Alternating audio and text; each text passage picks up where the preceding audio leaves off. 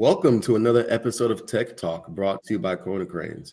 Our company operates in over 50 countries around the world and has nearly 17,000 employees that are committed to providing you with lifting equipment and services. Our goal with this podcast is to provide our technicians with a platform to share their experiences and insights into how our products are used. And every once in a while, it's nice to hear from our other key players who keep the gears turning. I'm Isaiah, and I'm here with my partner, Tanya. How are you today?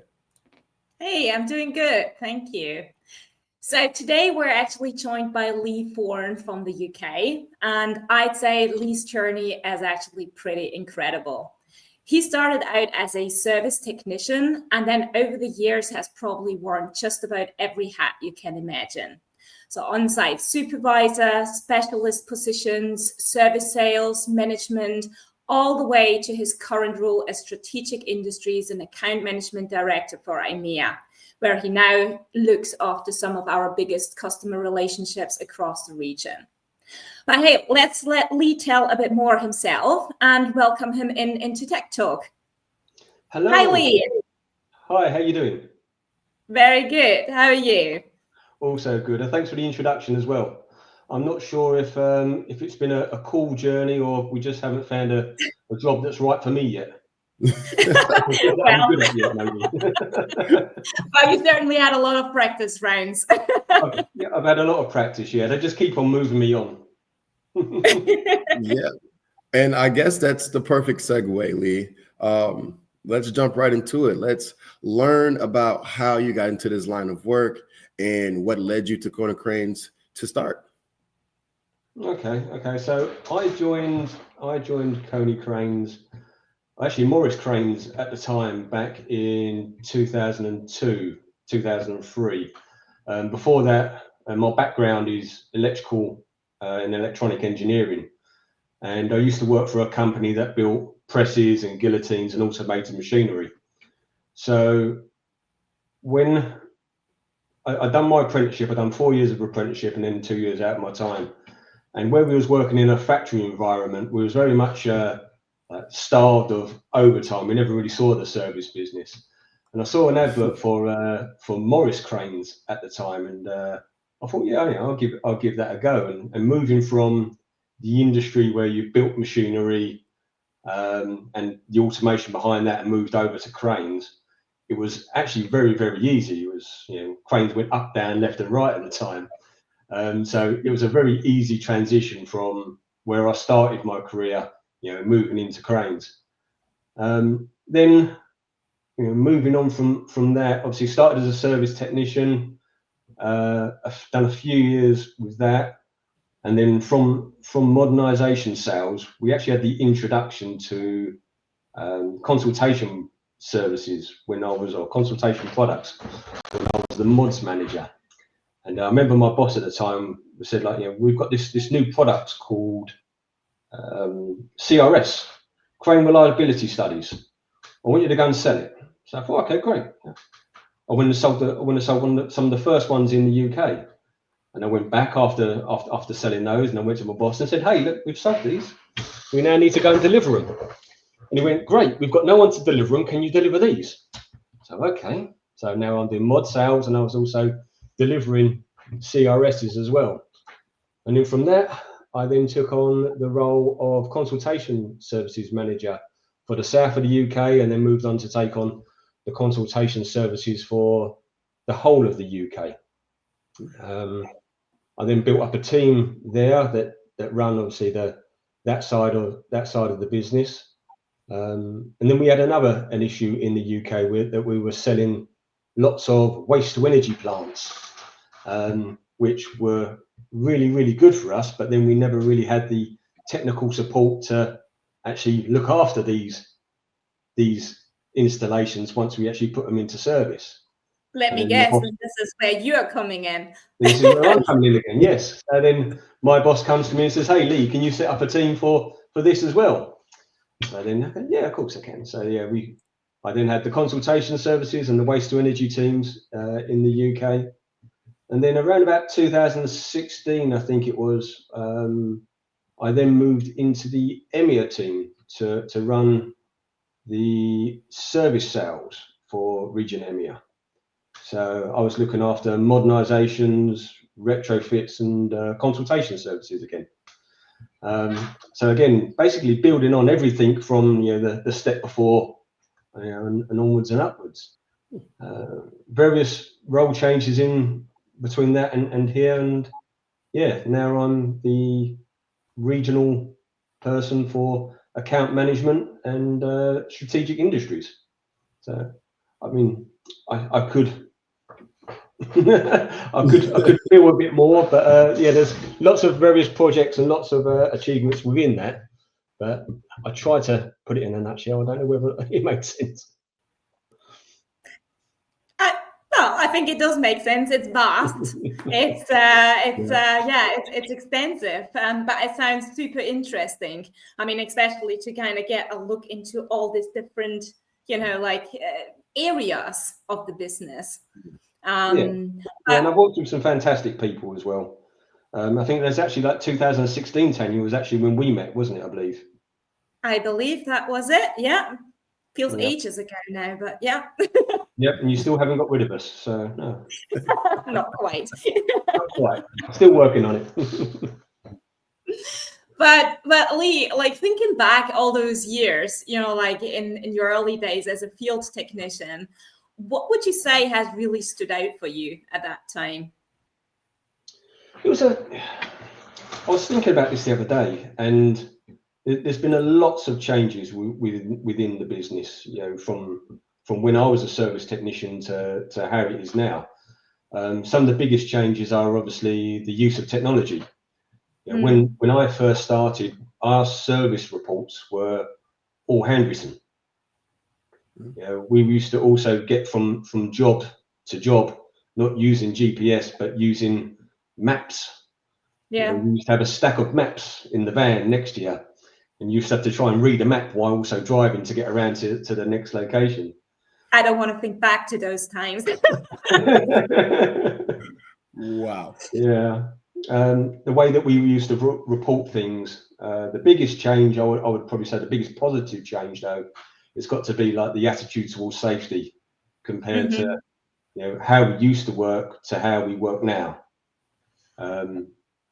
There's been major changes there, some real benefits. And I'm not saying that we used to work unsafe, but there were certainly big improvements that we've made now. I'll give you for instance, when I first joined the company, we used to have ladders on top of the vans, and we used to have to climb up to the cranes using a ladder. And I remember it was after a few years in that Konecranes really made the change to say, look, this is totally unsafe. We're not going to be working this way anymore. We're going to be having dedicated access, safe access up to the cranes. And we all thought at the time, well, hold on, we're going to just price ourselves out of the market. But what we found was actually companies really bought into the safe way of working. It was more money. They knew that, but they also knew what we wanted to achieve. And we was probably the first out of the major crane companies to really step up our approach to safety. And then everybody else then kind of followed suit afterwards, which was really, really good to see. Yes, it is.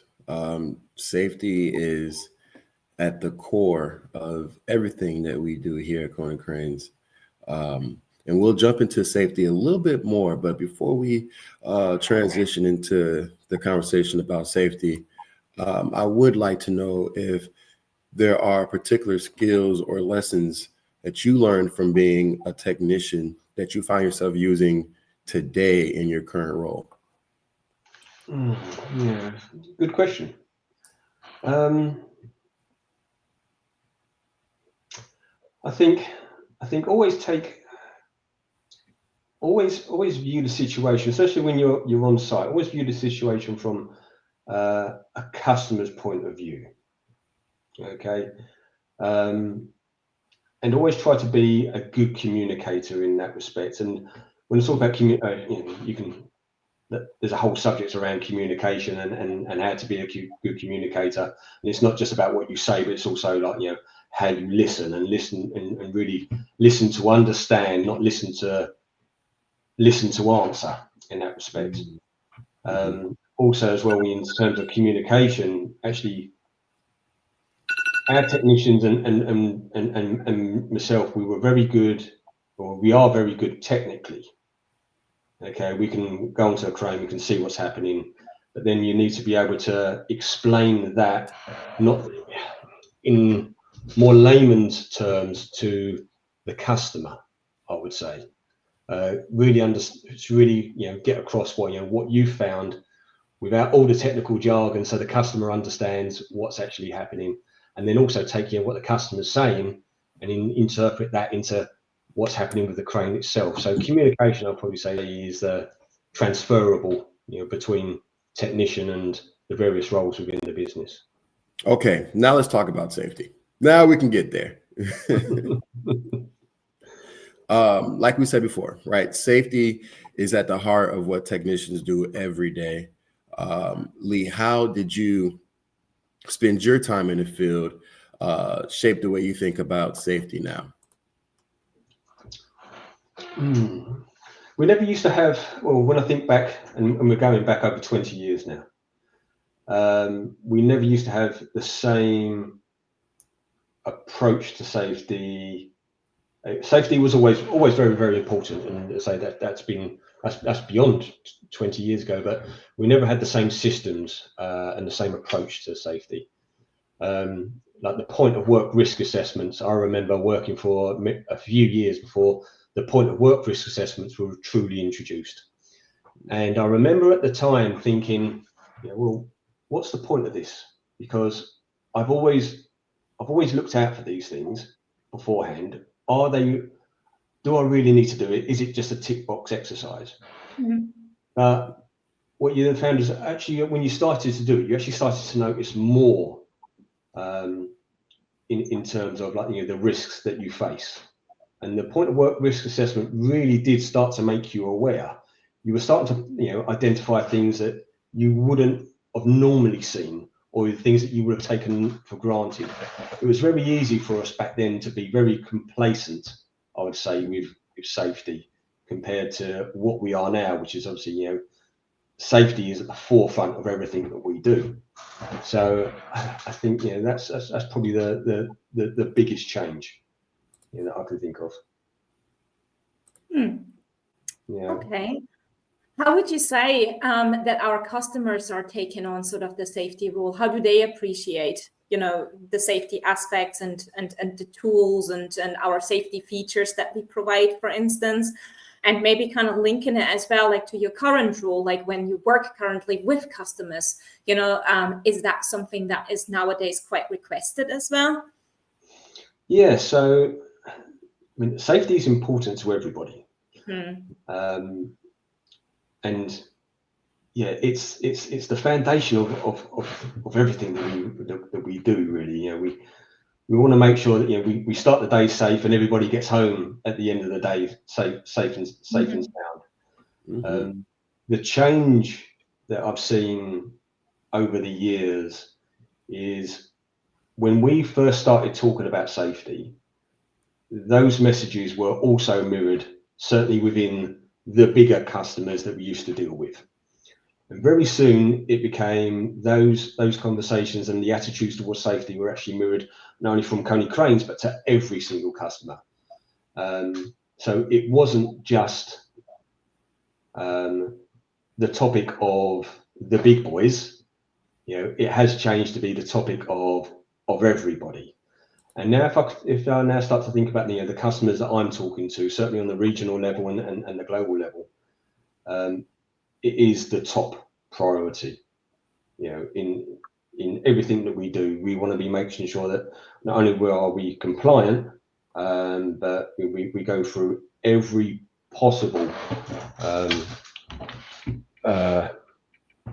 scenario in terms to improving safety, not only of our people, but also at the customer sites and around their operations as well. Yeah, makes sense. And I mean, we have been talking about safety now, and safety is obviously huge, right?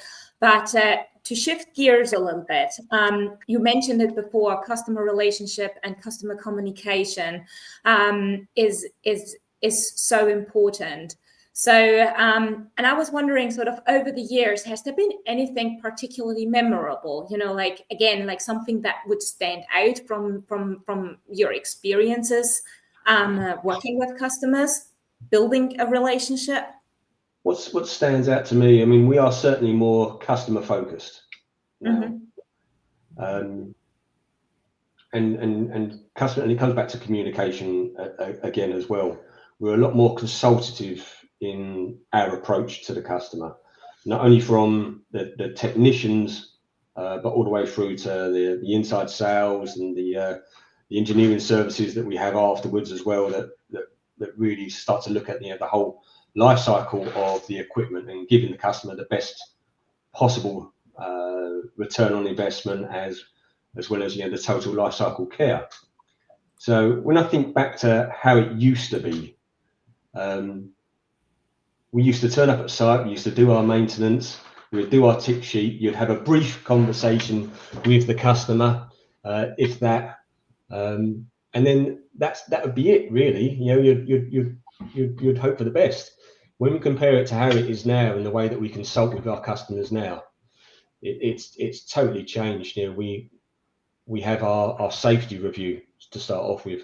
So if our technicians are on site and they find out if there's anything there's anything safety related, they come straight down and they have a safety review with our customers.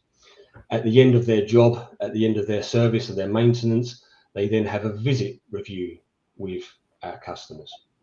Then within 24 hours, our customers get a phone call, hopefully, and they will then have a review with the inside sales team to go over those findings again and see whether or not there's any improvements that want to be done as well. And then we then also have our business review. So again, we're also then going back to the customer to look at what's happened over the course of the year, and if there's any opportunities there into actually improving the customer's safety, the reliability of their equipment, and that type of thing. So we are much more consultative now, and we hope and we believe that we are always trying to improve the customer experience as well. Definitely want to build a customer experience. We're here on the Tech Talk podcast, and the run-on joke for the Tech Talk podcast is breaking the barriers between the language that our technicians have, right? So there are terms that the average person may not understand, the tools, the equipment that the average person listening may not really understand. It's almost like listening to a doctor, right? Medicine and terms that you're like, huh? Like, am I sick or not? We don't know, right? So if you could do us the favor of breaking down the formula that is required to build a relationship, a healthy relationship with our customers, and the retention rate, right? So we installed a product. Now we have the relationship with the customer. What's the formula when it comes to a customer needing a repair? What's the first step? And then where does the technician come into play? The technician, so where does it come into play? Well, I'll say the technician is probably the most trusted person within our organization when it comes to a customer experience. Okay. If, say, one of our salespersons was to contact a customer off the bat, it's the same as any one of us being contacted by a salesperson.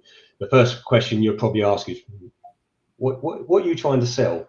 Whereas, when our technicians turn up at site, they're more seen as a trusted advisor, a consultant.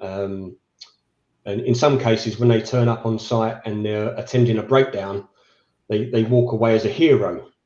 And they have a trust and a relationship with the customer that is unique, I would say, to any other role within our business.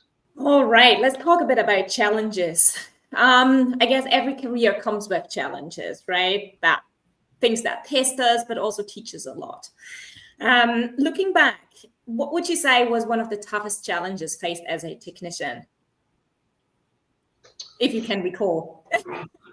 Yeah, I mean, I struggle to recall what I had for dinner, so let alone thinking about the struggles of 20 years ago. Back then, it was the access to information. Okay. Okay, so yes, we had phones, and before anyone starts to joke, no, they wasn't smartphones. They were the old Nokia bricks. I don't know if you remember those things there, that they served kind of like a dual purpose. That yes, you can make phone calls to the office, but if you ever needed to pack anything, these things would go in like a brick, and could hold cranes up. I remember that. But yeah, so I would say going back then, it was probably access to information.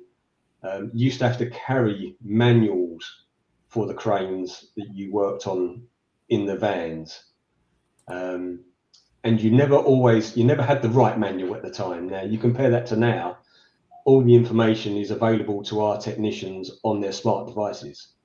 You look at the systems that we have in place now as well.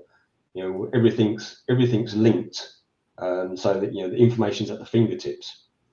Back then, if you didn't have the right manual, you used to either have to try and figure it out yourself or try to phone someone who did have that information.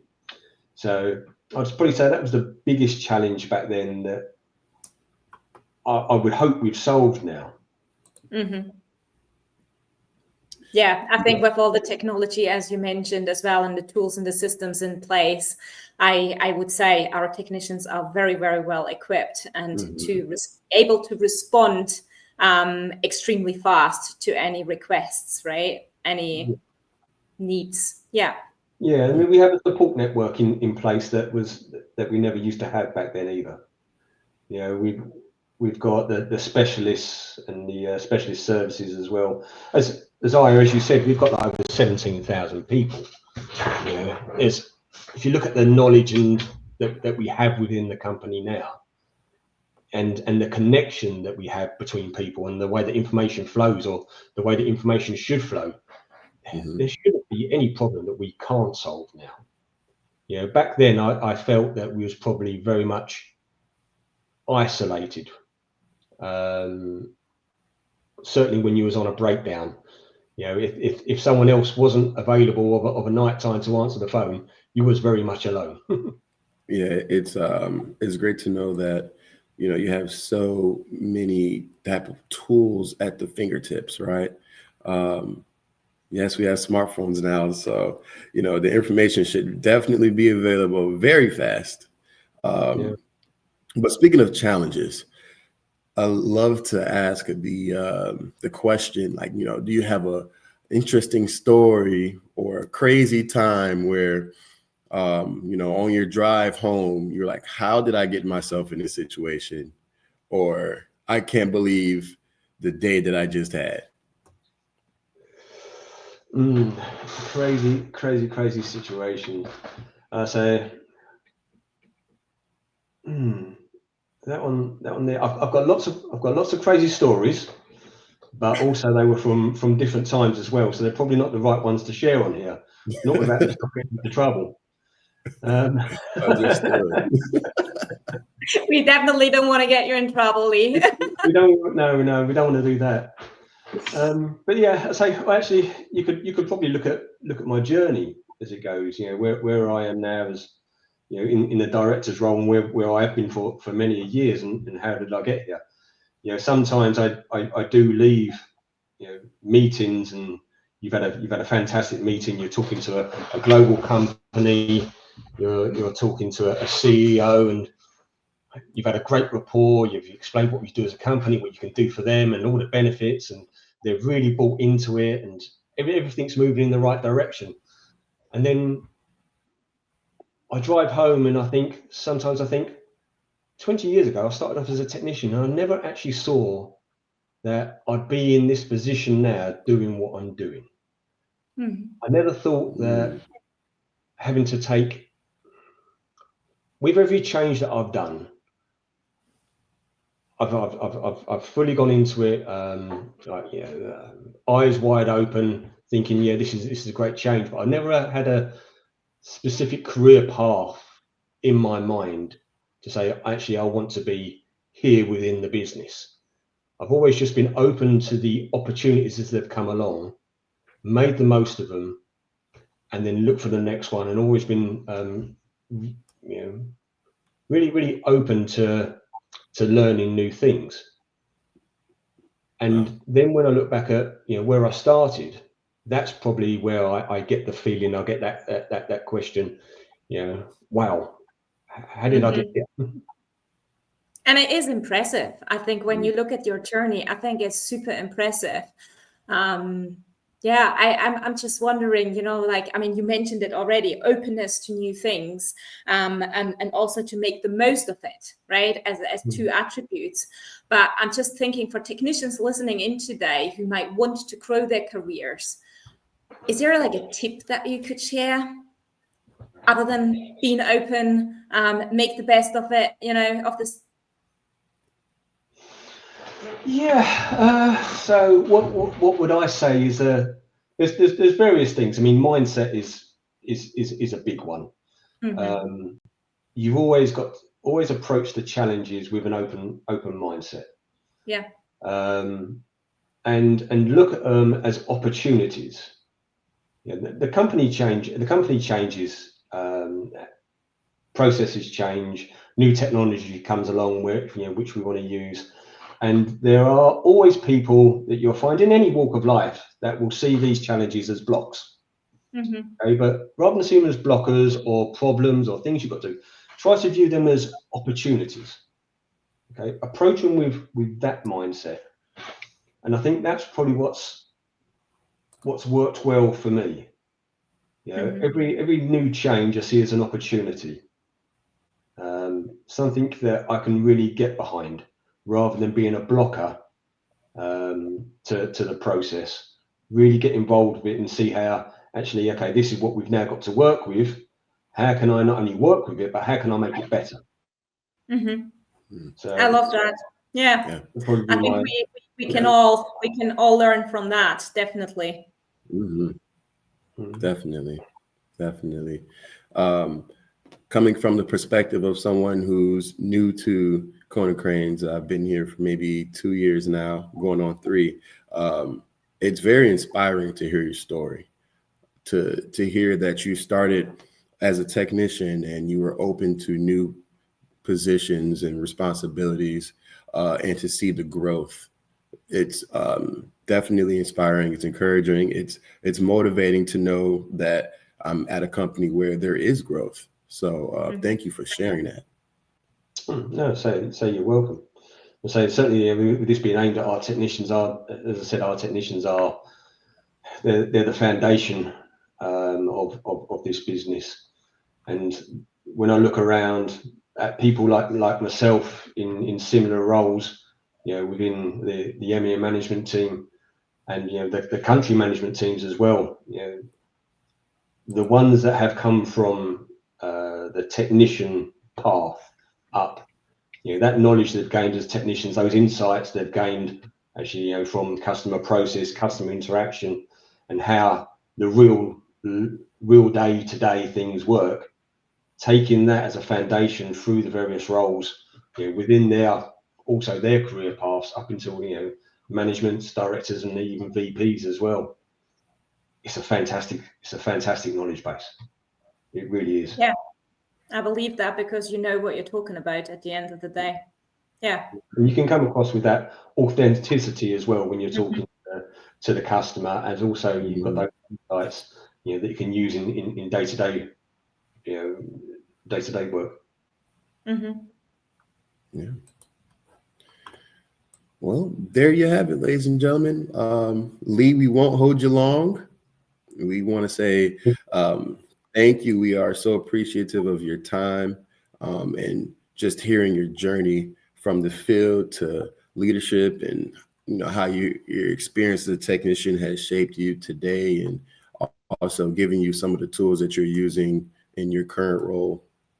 And we also want to say thank you to our listeners for tuning in. Join us again on Tech Talk as we continue to share the amazing stories and listen to the voices of the people who lift and move what the world needs. Okay, next time we will continue to dive into the perspective of a technician. And be sure to visit Konecranes.com. Don't forget to subscribe to our YouTube channel. Don't forget to follow us on Spotify. And we'll see you next time. See you then. Thank you. Thank you. Bye-bye.